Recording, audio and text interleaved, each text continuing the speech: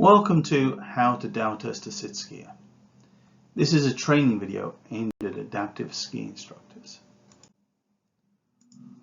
The Canadian Adaptive Sports CADS manual says it's important to dowel test a sit skier as part of configuring their sit ski.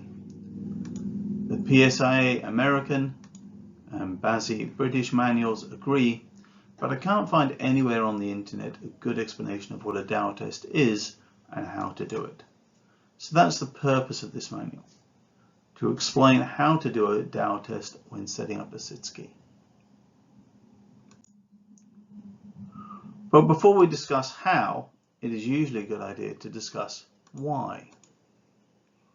So let's do that. But before we can explain why, we need a lemma. This is a lemming, a small rat-like animal, but that's not the same thing as a lemma. A lemma is a mathematical or scientific concept we need to get clear before we can move on to the main thing. In our case, our lemma is the concept of a center of mass, or com. For any object, there is a point called the com where whatever the weight of the object, half of the weight is behind the com, half in front. Half of the weight is above the com, half below. And half of the weight is to the left of the com, half to the right. Gravity pushes on objects as though they are a small, heavy ball at the com, irrelevant of their shape. For most people, their com is approximately behind their belly button. The com is important in skiing. If the com is behind the center of the skis, then the skis will skid and ultimately be hard to control. If the com is in front of the front half of the skis will tend to carve. For a stand-up skier, it's pretty easy to manage the position of the com. Standing straight up in ski boots in the bindings will put your com roughly above the center of your skis. Leaning forward with your skis bent, just like your instructor told you to, will put your com over the front half of your skis and you can carve. For sit skiers, it's a lot harder. The sit ski itself is fixed and their legs are strapped down. Usually, the only thing they can move is their upper body, which they can lean forward. But this will only move the combined com of the skier and the sit ski a few inches. So it's really important that when they're in a relaxed sitting position, their com is over the center of their skis. Then reaching forward with their head, chest and arms will get the com over the front of their skis so they can carve. And when they want to, they can sit back and skid a little. That's the purpose of the dowel test. It establishes where the sit skier's com is relative to the center of their skis. Then we adjust the sit ski so that the sit skier's com is over the center of the skis.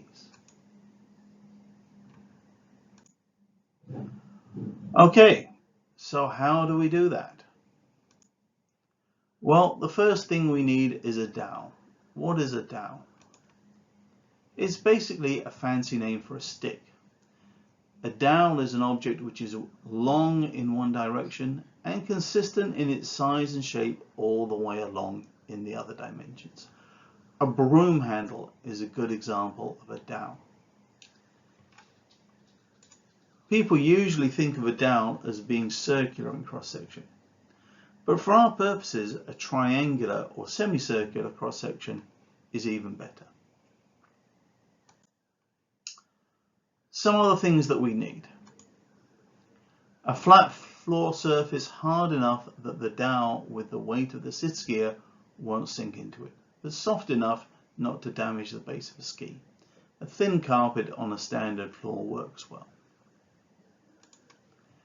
The sit skier dressed to ski. We need their weight distribution as it will be for skiing. So that includes outriggers, boots, helmets, etc.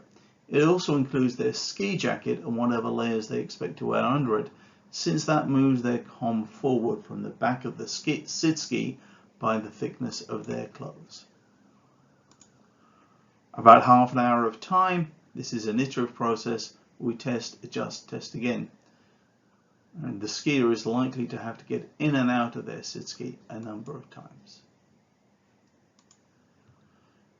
Some strong people. We need to be able to help the sit skier in and out of the sit ski multiple times.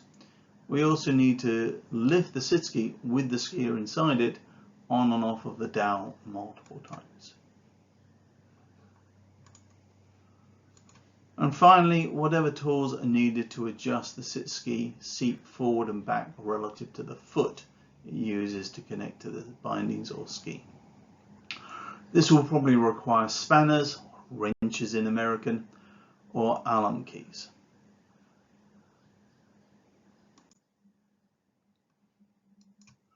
Basically, we use the dowel as a fulcrum, like a seesaw, teeter-totter if you prefer. The dowel is placed on the floor perpendicular to, across, where we plan to put the sit ski. Then the sit ski with the fully dressed skier is placed on top of the dowel.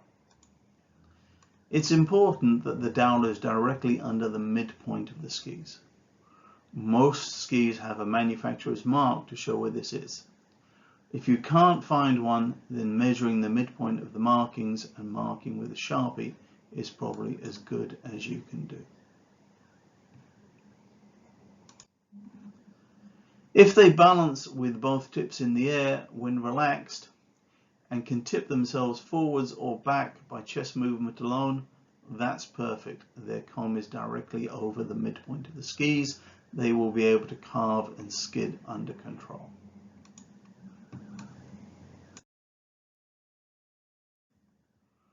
If they are stuck at the back of their skis on the ground and can't tip forward, then their comb is behind the midpoint of the skis. And the sit ski seat needs to be moved forward relative to the skis. If left to ski like this, they will tend to skid uncontrollably when they initiate a turn, ending up pointing uphill. If they are stuck with the front of their skis on the ground and can't make them tip back, then their comb is forward of the midpoint of the skis. And the sit ski seat needs to be moved back relative to the skis. If left to sit ski like this, they will tend to carve all their turns and won't be able to use skidded turns to control their speed. What's next? Well, assuming that the skier's balance wasn't perfect, we need to move the seat of the ski forward or backward relative to its foot, where it connects to the skis or bindings.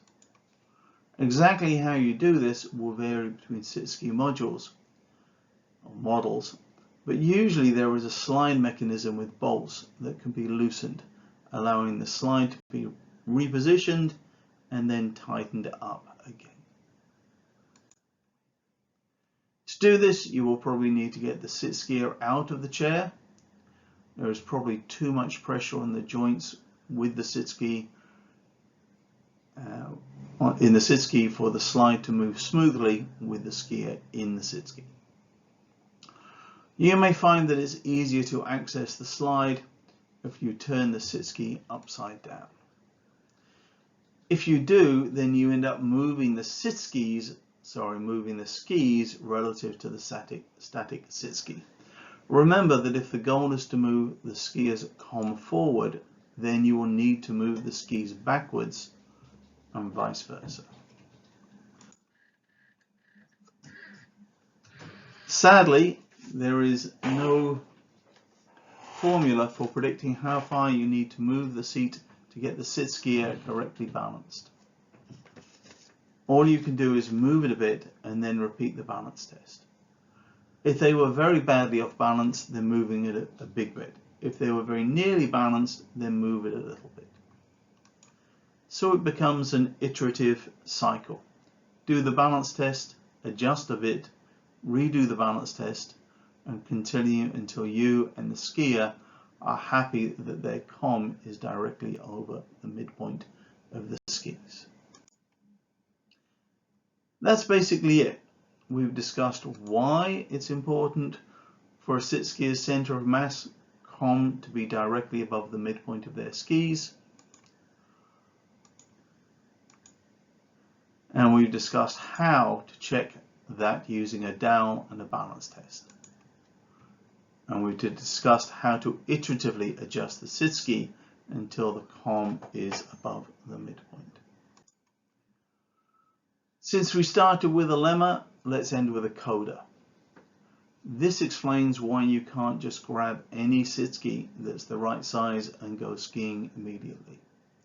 A sit ski has to be balance adjusted for each individual, and unfortunately that takes time. It's not like grabbing a pair of rental skis.